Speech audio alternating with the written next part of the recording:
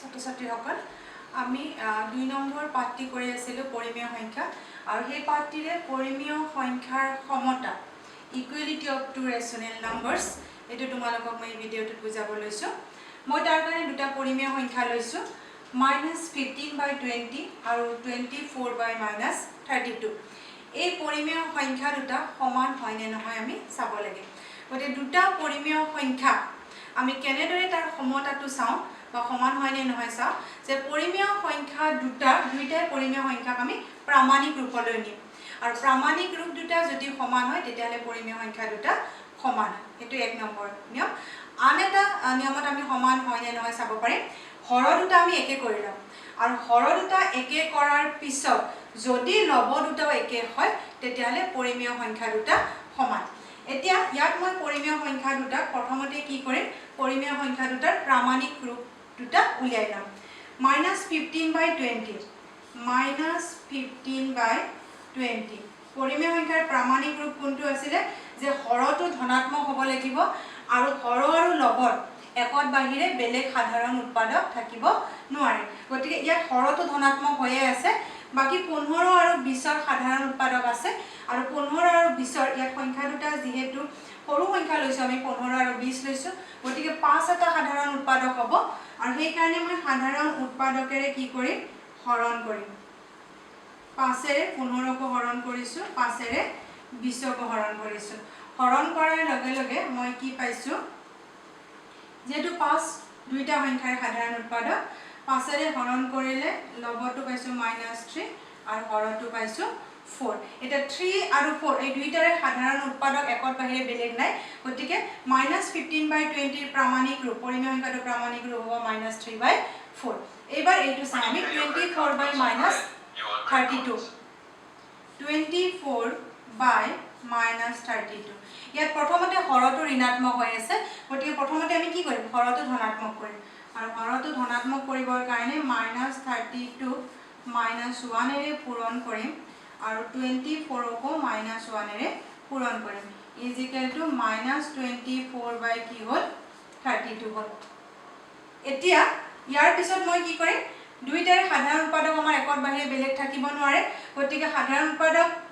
বেলেগ সাধাৰণ উৎপাদক যদি পাও আমি সাধাৰণ উৎপাদকৰে হৰণ কৰিম আৰু 24/32 সাধাৰণ উৎপাদক কি হ'ব দুইটাৰে সাধাৰণ উৎপাদক আমি এতিয়া ইয়াতে উলিয়াব পাৰো যেটো সংখ্যাবোৰ সৰু ইয়াতো তেনেকুৱা আছিল যে 8 হ'ব সাধাৰণ উৎপাদক আৰু যদি আমি মুখে মুখে কৰিব নোৱাৰো তেতিয়ালে আমি কাখত কৰি লম এতিয়া ইয়াতে 8 হ'ব সাধাৰণ উৎপাদক 8 এৰে হে কাৰণে কি কৰিম হৰণ কৰিম হৰণ কৰাৰ লগে লগে -3 হ'ল আৰু হৰটো হ'ল 4 -3/4 ইয়াতো -3/4 পাইছিল ইয়াতো -3/4 পালো অৰ্থাৎ ভগ্নাংশ দুটাৰ প্ৰামাণিক ৰূপ দুটা একে গতিকে পৰিমেয় সংখ্যা দুটাৰ প্ৰামাণিক ৰূপ দুটা একে গতিকে দুইটা পৰিমেয় সংখ্যাৰ সমান এটো প্ৰথম নিয়ম আৰু এটা নিয়ম আছে মই কি কৈছিল যে হৰ দুটা আমি কি কৰিলাম একে কৰিলাম একে কৰি লোৱাৰ পিছত যদি লব একে হয় তেতিয়া হলে আমি কি কৰিম তাক পৰিমেয় সংখ্যা এটা সমান বুলি কম এতিয়া আমি এটো প্ৰথমটোত পালো -15/20 = 24/-32 এতিয়া মই আনটো নিয়মেৰে চাম আমি হৰ দুটা একে কৰিলাম ভগ্নাংশ দুটা আছিল আমাৰ 15 - 15/20 আৰু 24/-32 ইয়াত কি কৰিম আমি হৰ দুটা একে কৰিলাম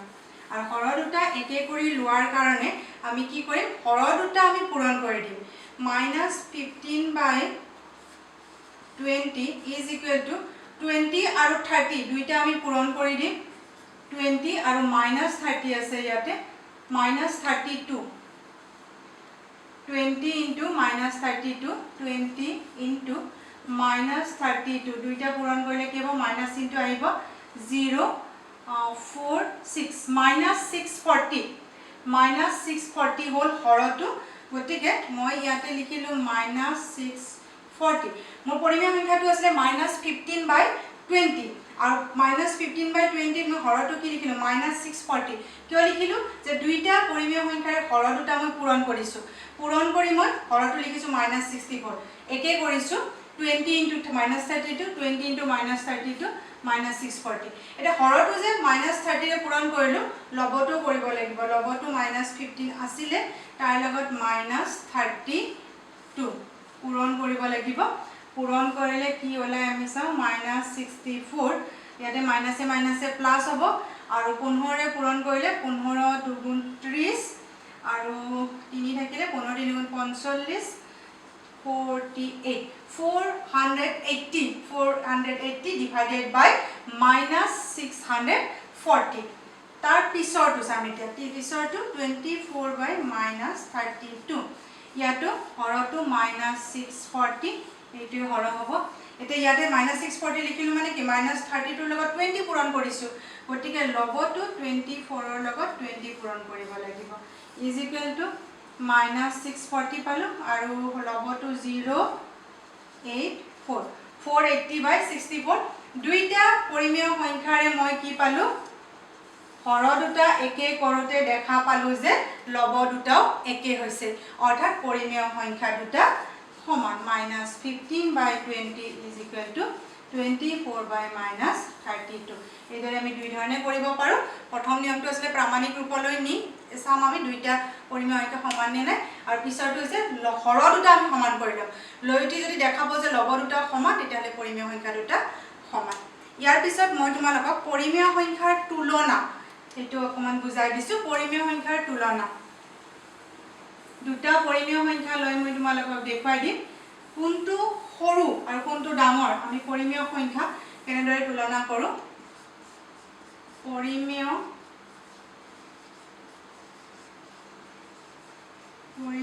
সংখ্যাৰ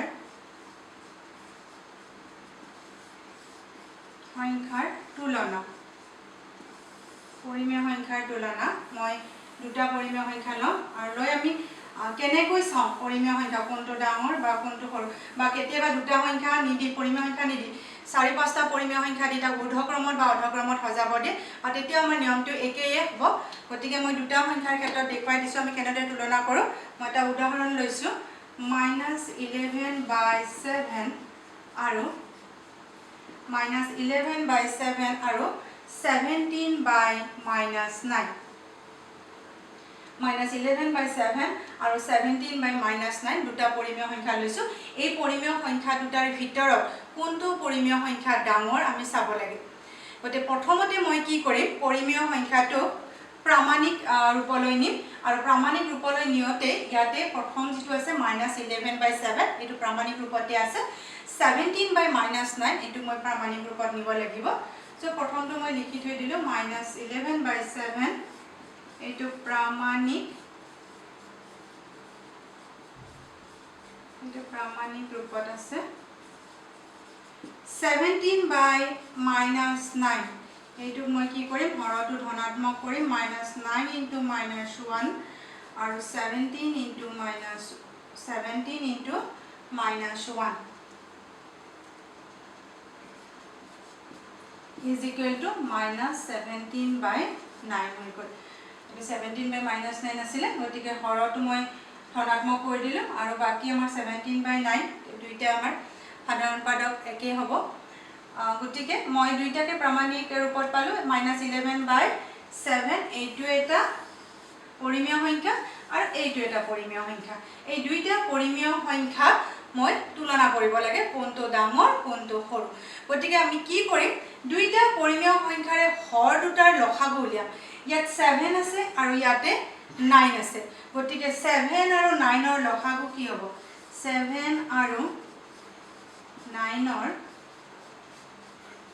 লসাগু 7 আৰু 9 ৰ লসাগু কিমান হ'ব যেহেতু 7 আৰু 9 দুইটাৰ সাধাৰণ উৎপাদক নাই বেলেগ গতিকে আমি দুইটা পূৰণ কৰি দিম 7 into 9 is equal to 63 এই লসাগু উলিয়াতে সংখ্যাবোৰৰ তোমালোকে কাখত এইদৰে পাতিলৈ ছুটি হৰণ নিয়মেৰে এইদৰে কৰিবা এটা 7 আৰু 9 যেহেতু দুইটাৰ সাধাৰণ পাদক বেলেগ নাই গতিকে মই পূৰণ কৰি দিছো কাৰণ ইয়াত হৰণ কৰিব লাগিলে 7 এৰে কৰিলে 7ক এবাৰ যাব 9ক নাযায় আকৌ 9 ৰে কৰিব লাগিলে 9ক এবাৰ যাব তো লসাগু কি হয় 7 into 9 into 1 into 1 এটো নিয়মটো দেই লসাগু উলিয়া লসাগু So 63 আর যেহেতু সাধারণ উৎপাদক নাথাকিলে আমি সংখ্যা দুটা পূরণ কৰি দিলে হৈ যায় এই কাৰণে 7 * 9 63 কৰিছো বেলেগ সংখ্যা থাকিলে লখাগু তোমালোকে এইদৰে উলিয়াই লবা এতিয়া 63 মই পালো লখাগু আৰু এই লখাগুটো মোৰ এতিয়া মই লখাগুটো দুইটা পৰিমেয় সংখ্যাৰে মোৰ কি হ'ব হৰ হ'ব ইনি মছি দিছো মই প্ৰথম যেটো পৰিমেয় সংখ্যা আছিল প্ৰথম পৰিমেয় সংখ্যাটো -11/7 আছিলে is equal to লখাগু 63 টো হৰ হৈ গল লখাগু 63 টো হৰ গল মানে 7 তকৈ কিমান গুণ বেছি হ'ল 9 গুণ গতিকে -11/9 is equal to -99/63 next to আছিল আমাৰ 17/-9 is equal to এটো আমি কি কৰিছিলো 17/9 কৰিছিলো is equal to 9 ৰ ঠাইত আমি কি লিখিলো 63 হৰটো 63 লখাগুটো লবটো -17 into এটো 9 ৰে 7 ৰে পূৰণ কৰিব লাগিব is equal to 63 হৰটো 63 হৰ হ'ব 63 আৰু লবটো মাইনাসত আহিব 17 আৰু 7 পূৰণ কৰিলে 119 119 হৈছে -119 হৈছে divided by 63 এতিয়া এই দুইটাই পালো মই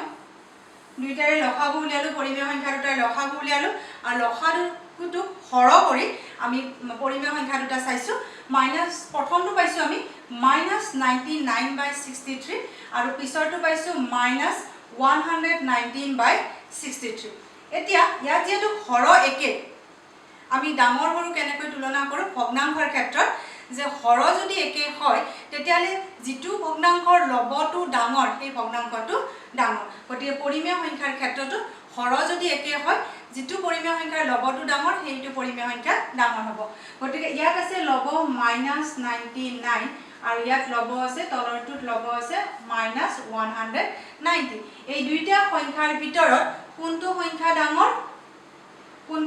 ডাঙৰ দুইটা সংখ্যাৰ ভিতৰত -99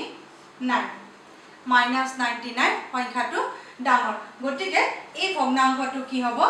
ডাঙৰ হ'ব যেহেতু -99 greater than -190 so -99/63 greater than -119/63 এই পৰিমেয় সংখ্যাটো এইটো পৰিমেয় সংখ্যাতকৈ ডাঙৰ হ'ব আৰু এইটো পৰিমেয় সংখ্যা কোনটো আছিল আমাৰ পৰিমেয় সংখ্যা কোনটো আছিল -99/63 কোনটো আছিল -11/7 greater than -119/63 কি আছিল 17/-9 এইদৰে আমি দুটা পৰিমেয় সংখ্যাৰ ক্ষেত্ৰত কোনটো ডাঙৰ কোনটো সৰু তুলনা কৰিছো আৰু এইদৰে চাৰিটা বা পাঁচটা যদি পৰিমেয় সংখ্যা দিয়া থাকে তেতিয়াও আমি কি কৰিম পৰিমেয় সংখ্যাবোৰৰ হৰবোৰৰ আমি প্ৰামাণিক ৰূপলৈ প্ৰথমতে নিম যেটো নাথাকে তাৰ পিছত আমি হৰবোৰৰ লখাগু উলিয়াম আৰু লখাগু উলিয়াই আমি লববোৰ চাই যাম লববোৰ আমি ঊৰ্ধ্বক্ৰমত সজাম বা অৰ্ধক্ৰমত সজাই তেনেদৰে পৰিমেয় সংখ্যাবোৰো ঊৰ্ধ্বক্ৰম বা অৰ্ধক্ৰমত পাম সেইখিনি আমি অনুশীলনীত অংক আছে তেতিয়া আমি ইয়াৰ পিছৰ ভিডিঅ'ত আলোচনা কৰিম এতিয়া তোমালোকে এই ভিডিঅ'টো মন দি চাবা থ্যাংক ইউ